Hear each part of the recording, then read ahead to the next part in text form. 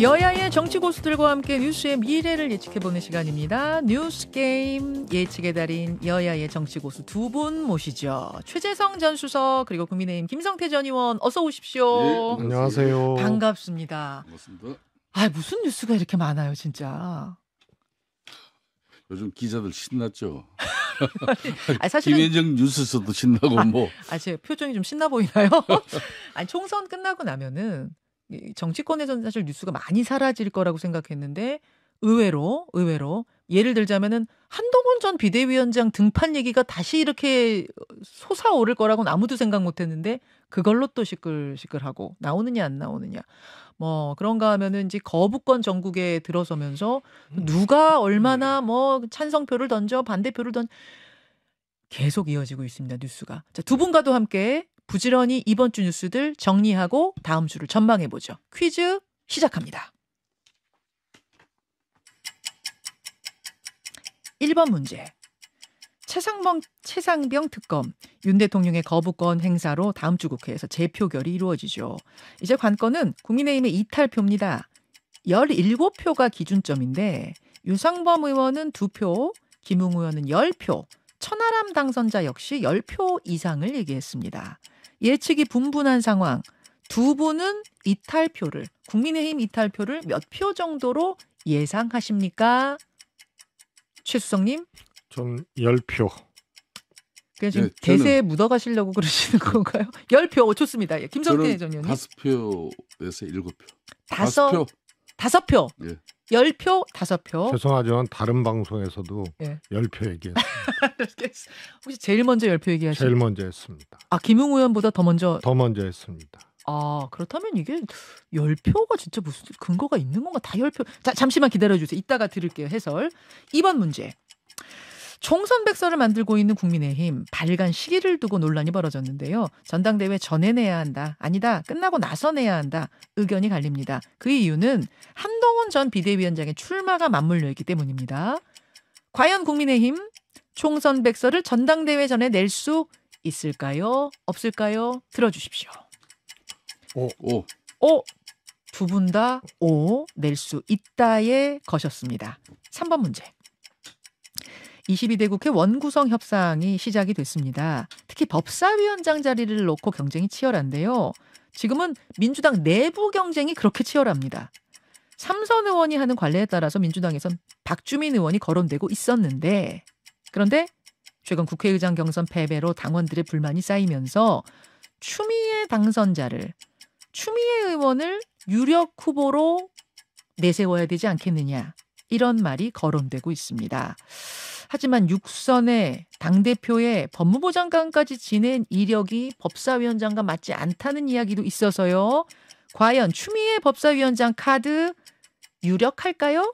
아니 딱 잘라서 가능할까요? 어떻게 보십니까? X. 저도 X입니다. X. 왜 이렇게 오래 걸리세요? X로 세모가 맞추셨어요. 없어지니까. 저희 세모 이제 못 들어요. 네. 자, 4번 문제 갑니다. 김경수 전 지사 어제 열린 고 노무현 전 대통령 추도식 참석을 위해서 잠시 영국에서 귀국했죠. 드루킹 댓글 조작 사건으로 징역 2년 선고받았으나 특별 사면이 됐습니다. 하지만 복권 조치는 이루어지지 않았습니다. 따라서 유력 대권주자로서 피선거권 제한을 풀기 위한 복권 여부가 주목이 되고 있는데요. 김경수 전 지사 대선 전에 과연 복권이 될까요? 안 될까요? 들어주십시오. 예. 김성태 O. 김성태 O. 최재성? 저는 세모가 없어져가지고 답을 못하겠어요. 이거 반칙이에요. 드세요. 조금이라 1%라도 더. 오 드셨습니다. 여기까지. 마지막 얘기부터 한번 풀어볼게요. 왜 마지막까지 못 들겠다까지 하셨어요, 최수성님? 우선 뭐 대통령 사명권이니까요. 사명까지는 됐지만 복권 여부는 그야말로 미리 예단하고 뭐 해야 되는 문제이기 때문에 이제 쉽지 않고요. 뭐 제가 뭐 어제도 어서 얘기를 했는데 그 이재명 대표하고 또 묶여 있는 문제일 수도 있어요. 이재명 대표가 사법 리스크를 넘어서 소위 말해서 살면 그러면은 복권될 가능성이 커지고 이 아, 대표가 만약에 뭐 이 재판을 받아서. 1심에서 뭐 또 유죄가 나오거나 뭐 그럴 일은 없다고 보는데 그러면은 또 복권이 어려워질 수 있고. 아, 그 말씀은 음. 그러니까 이재명 대표 사법 리스크로부터 자유로워지면 지금 이제 살면이라고 표현하셨는데 자유로워지는 상황이 되면은 경쟁자인 김경수 전 지사를 전략적으로 복권시킬 수도 있다 이렇게 보시는 거군요.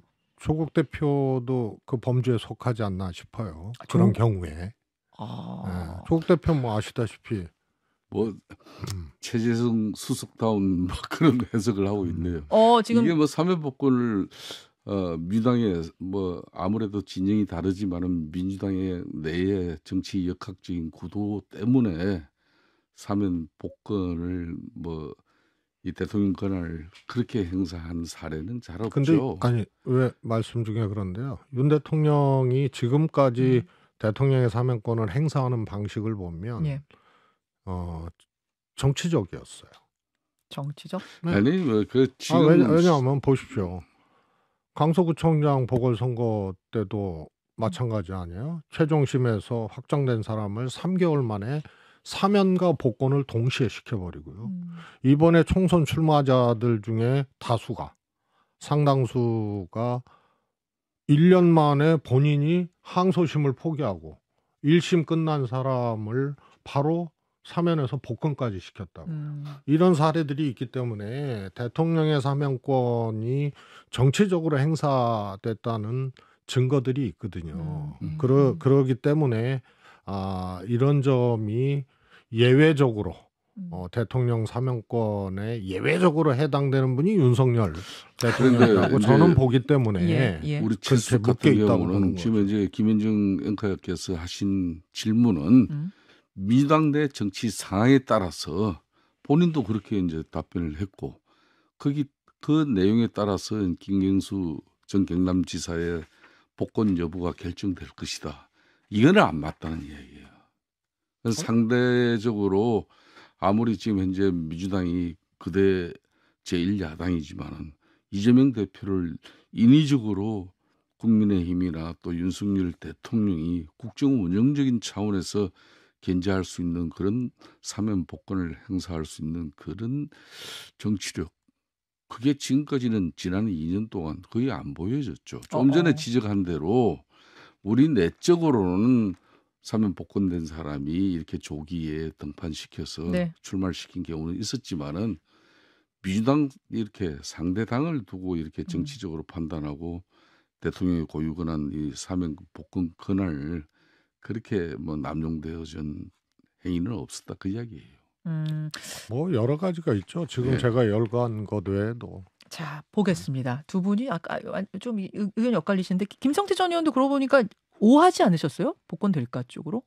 저는 김경수 지사를 왜 복권해야 되는 거는 김경수 전 경남지사야말로 제가 그때 드루킹 특검 이걸 관철시킨 뭐 그 장본인인데 발단은 추미애 민주당 대표로부터 시작됐지만은 제가 이걸 마무리했는데 그때 이걸 좀 상당히 심도 깊게 진행시켜 나가다 보니까 김경수 전 경남지사는 참 희생양이구나. 희생양이구나. 이게 말 특검의 범위라든지 특검 기간이라든지 특검 수사 인력만 정치적으로 충분히 더 확보될 수 있었다면은 이는 더 올라갈 수 있었던 사항이에요.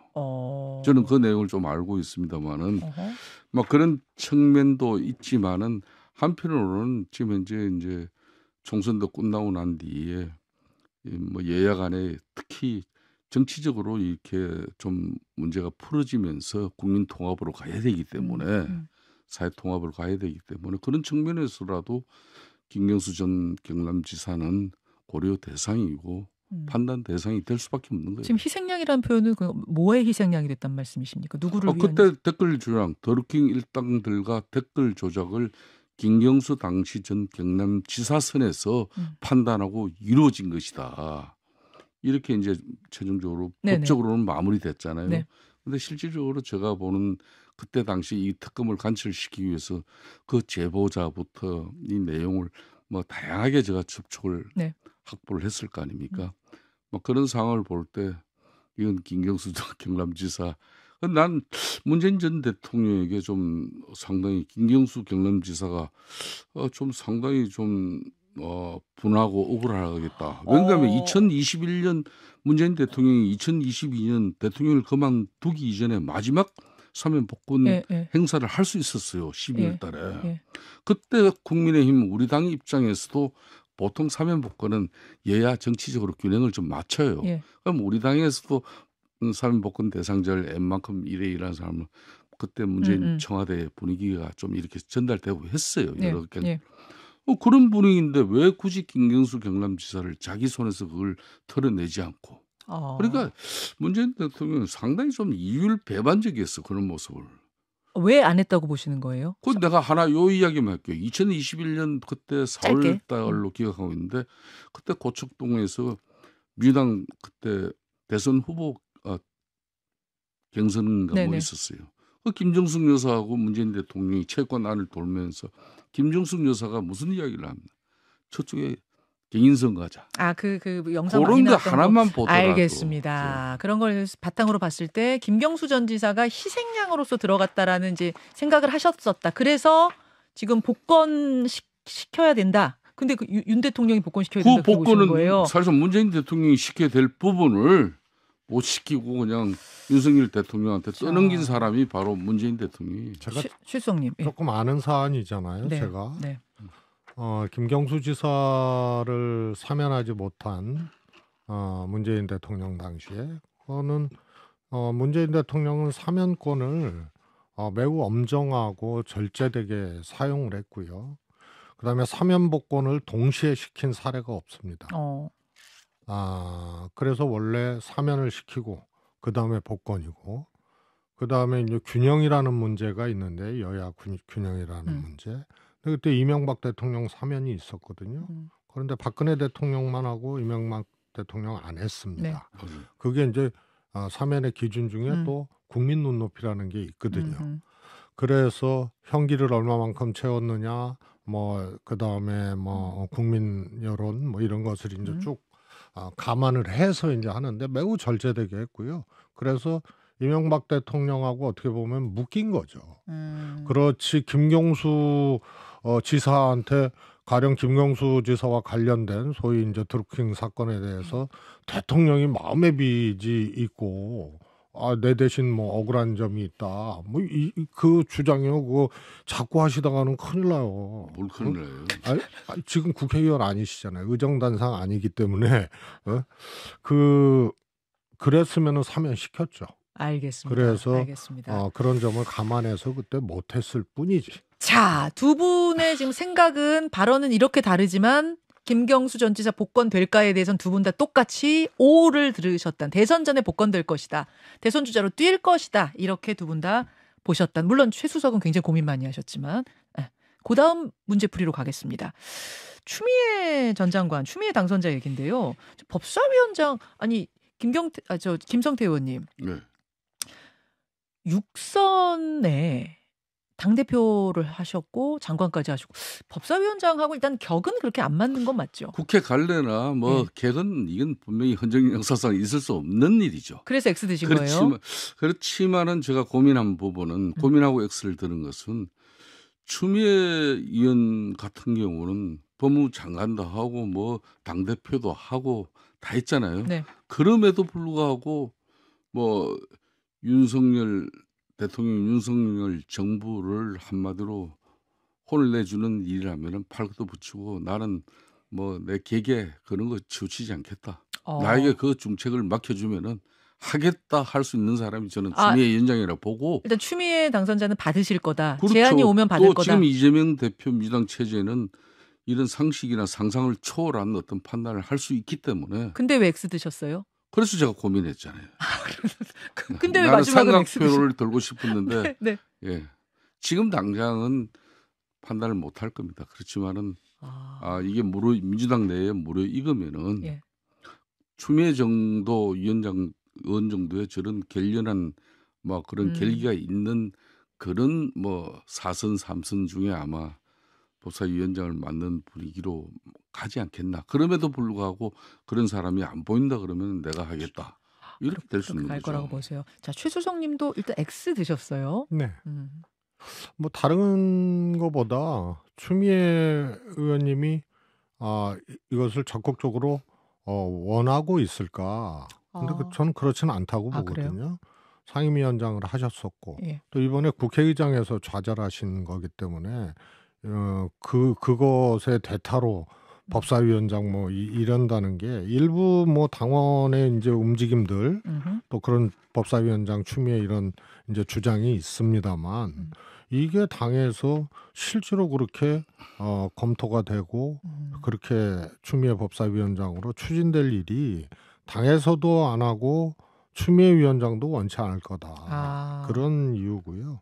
지금 뭐 보도되고 추미애 법사위원장 썰은 사실 확인되지 않은 그런 거고 당원들 이제 국회의장에서 추미애 대표를 적극적으로 해야 됐다고 주장하고 그렇게 움직였던 당원들이 이제 법사위원장 얘기를 일부 하는 거죠. 그래서 그 당원들 내에서도 이견들이 또 있어요. 정청래 최고위원 이야기도 지금 나오고 있더라고요. 또 만만치 않잖아요. 또 추미애 대표 외에 법사위원장으로 민주당에서 거론되고 있는 분들이 네. 정청래 최고, 박주민 네. 뭐 만만치 않은 거기 때문에 이분들을 다 뭐 수박이라고 또 할 수가 없잖아요. 정청래 최고위원 같은 경우에는 4선이고 또 상임위원장 했었잖아요.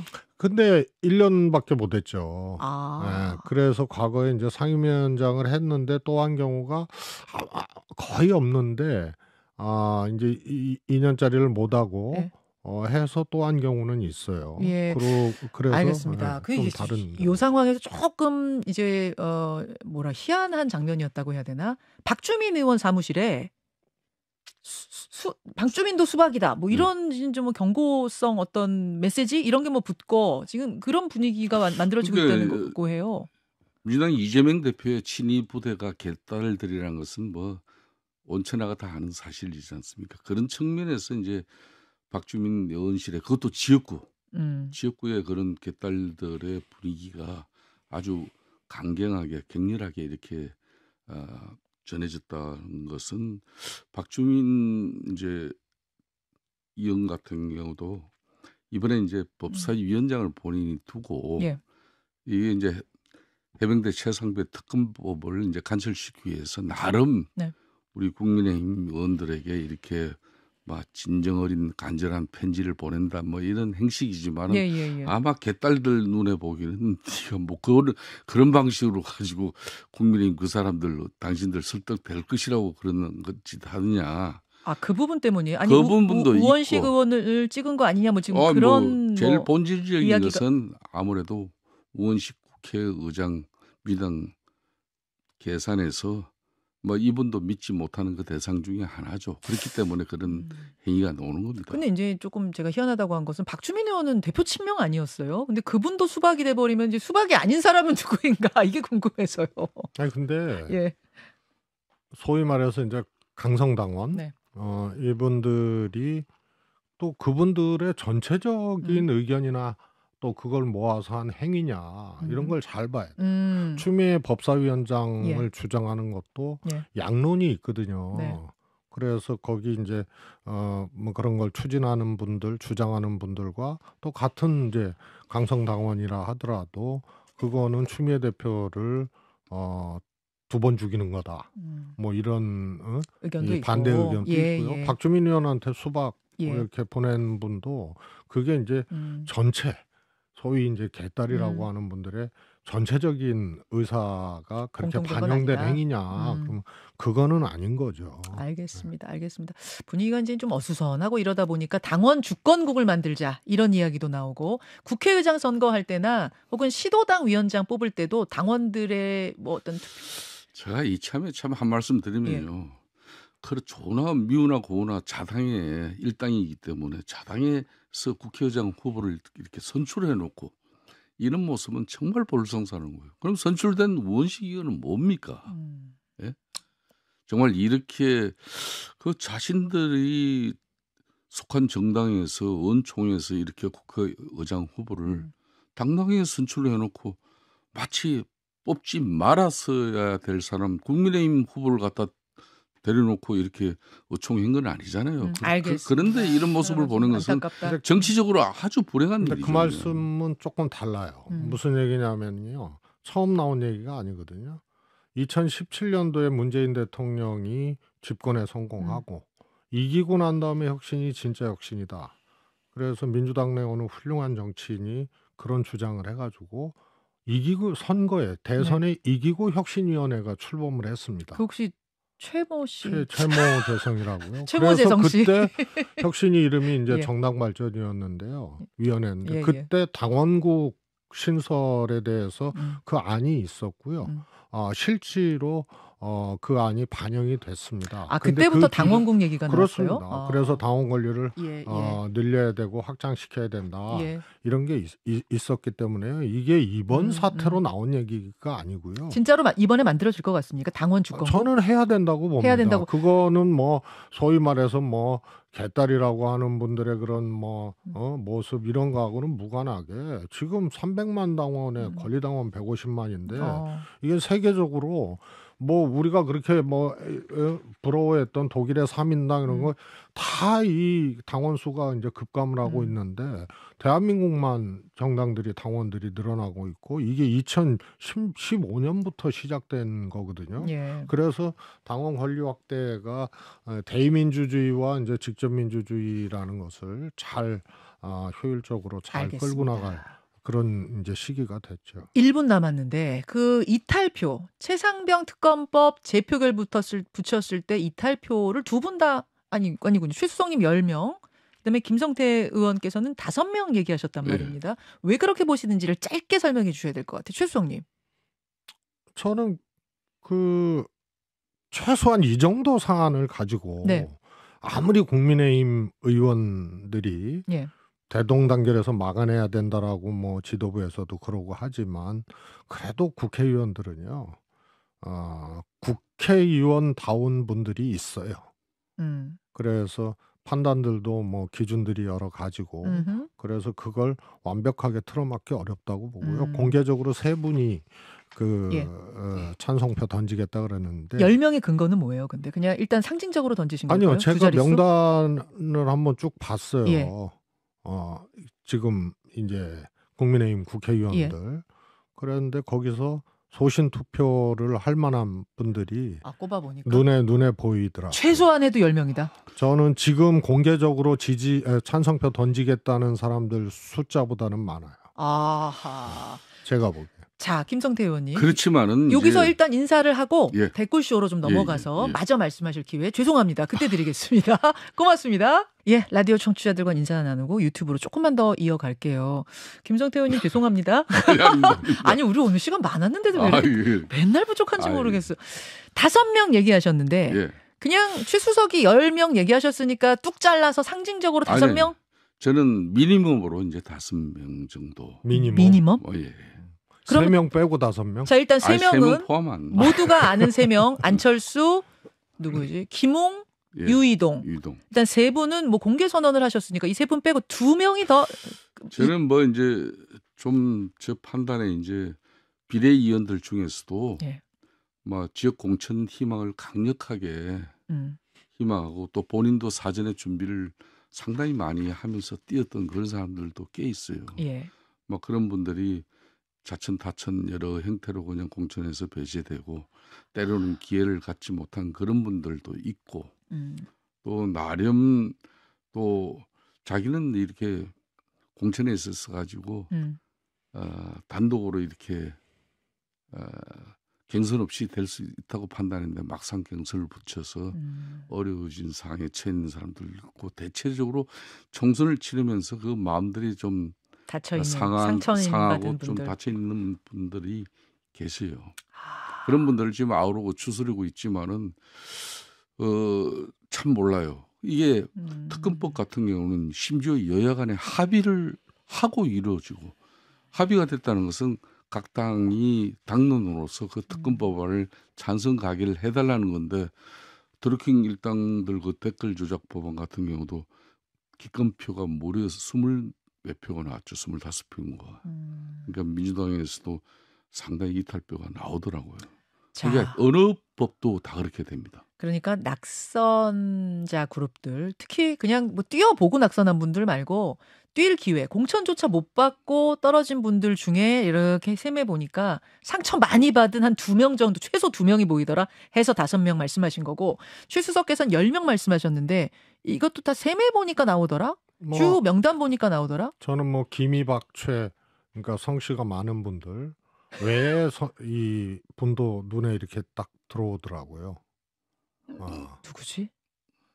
그런데 그것도 얘기하면 또 안 되죠. 또 괜히 의심받고 또 그렇죠, 뭐. 그렇죠. 그렇죠. 근데 이런 거죠. 뭐 선거에서 뭐 공천을 못 받아서 서운해서 A하고 홧김에 이렇게 찬성표 던지고, 저는 이런 차원이 아니고요. 네. 그래도 국회의원이라면 또 임기도 이제 끝나는 거 아니에요. 그 마지막 이제 표결인데 네.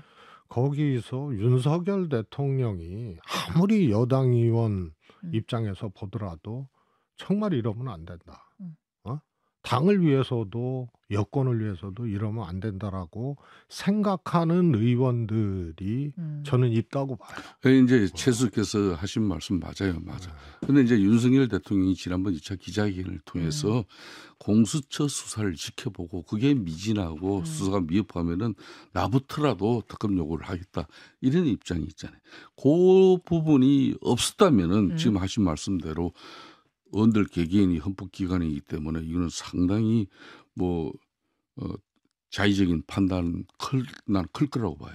클 수 있다고 또 보는 거고. 근데 대통령은 근데 이제 대통령이 공수처 수사 결과를, 그래서 이제 공수처 수사도 지금 박차가 이루어지고 있잖아요. 그런 관점이면은 조금만 지켜보고, 자 그럼에도 불구하고 굳이 특검법을 뭐 간철시키려면은 여야 합의하면 돼요. 제가 볼 때는 지금 이제 뭐 특검 이렇게 선정 방식이라든지 뭐 일정 부분 좀 내용, 수사 범위 뭐 이런 정도까지만 절충하면은 이건 합의 처리할 수 있는 내용인데, 민주당 입장에서도 왜 그냥 민주당 그런 단독 성은 법안에 대해서 그렇게 입장이 강고하게 유지되는지 난 이해가 안 돼요. 그게 아니고요.